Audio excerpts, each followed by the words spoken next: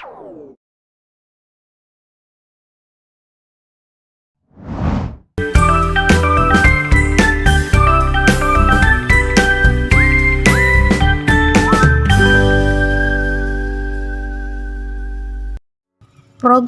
Revitalisasi Bahasa Daerah merupakan tahapan strategis dalam upaya perlindungan bahasa daerah. Revitalisasi bahasa memiliki peran penting, yaitu 1. Menjaga keaslian bahasa daerah untuk tetap hidup.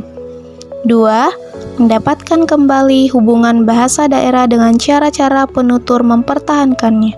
3. Membangun kembali tradisi komunitas bahasa daerah. 4. Menemukan fungsi baru dari sebuah bahasa daerah. Dan 5. Menghadirkan generasi baru dari penutur bahasa daerah.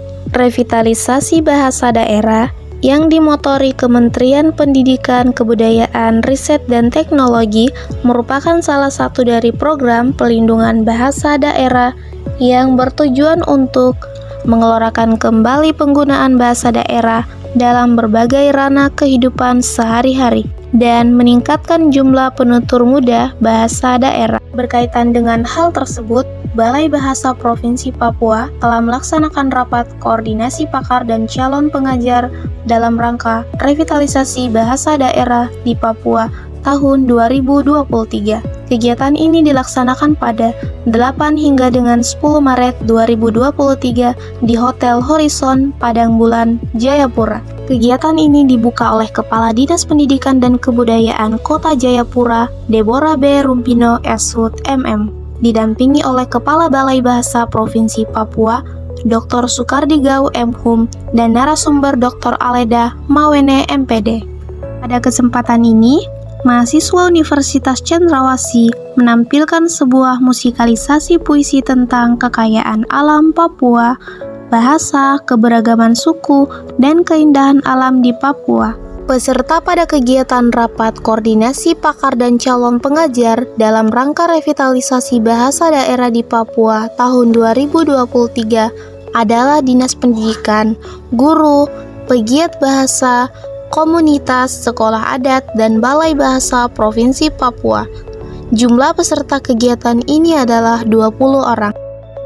Pada hari pertama, peserta menerima materi pemurolehan bahasa ibu yang disampaikan oleh Pendeta Hans D. Imbiri MA, MTH.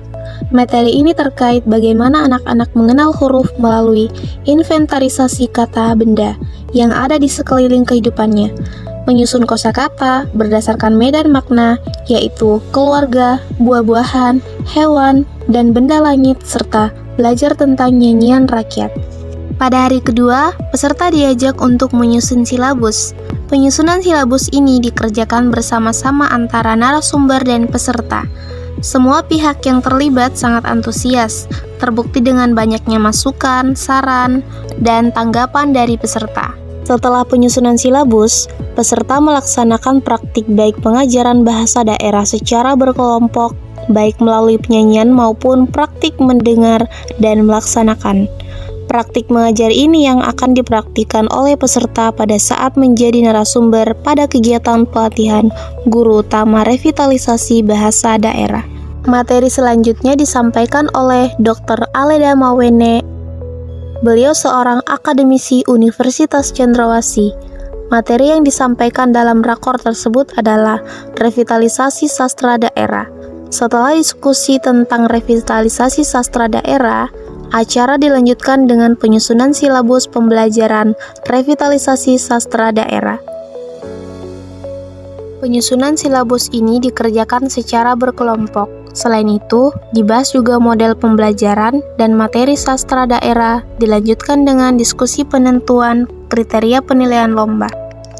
Kriteria penilaian lomba meliputi 1. Kriteria penilaian lomba membaca puisi, 2. Kriteria penilaian lomba membaca cerita pendek, 3. Kriteria penilaian lomba mendongeng, dan 4. Kriteria penilaian nyanyian rakyat.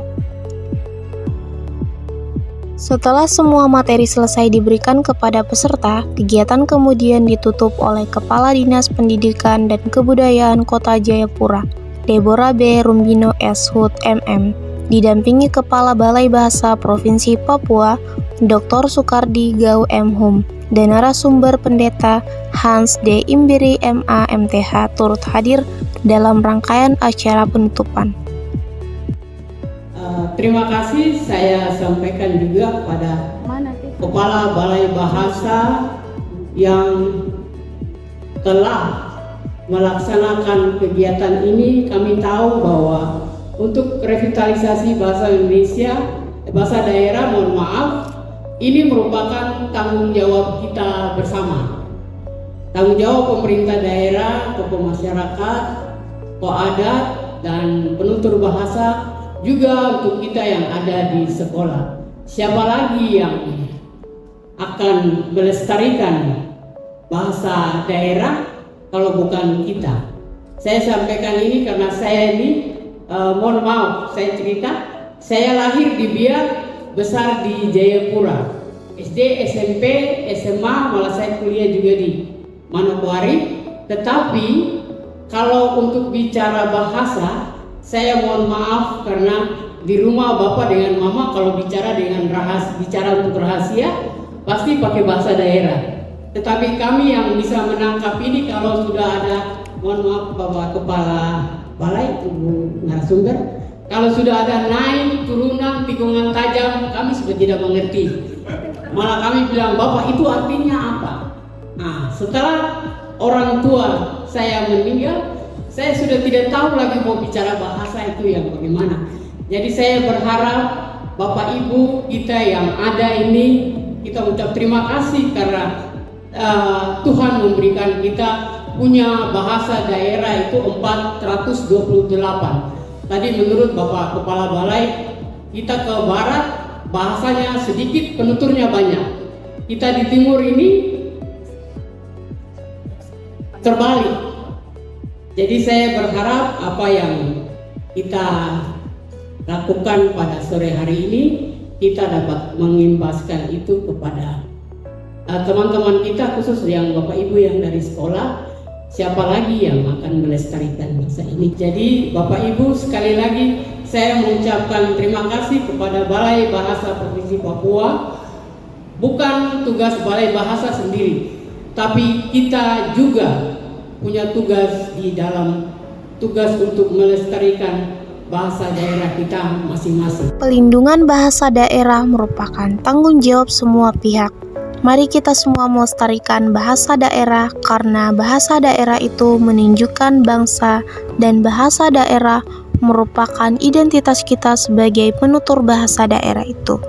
Ayo kita bersama-sama lestarikan bahasa daerah di lingkungan keluarga, di lingkungan pergaulan, dan dimanapun kita berada. Salam literasi.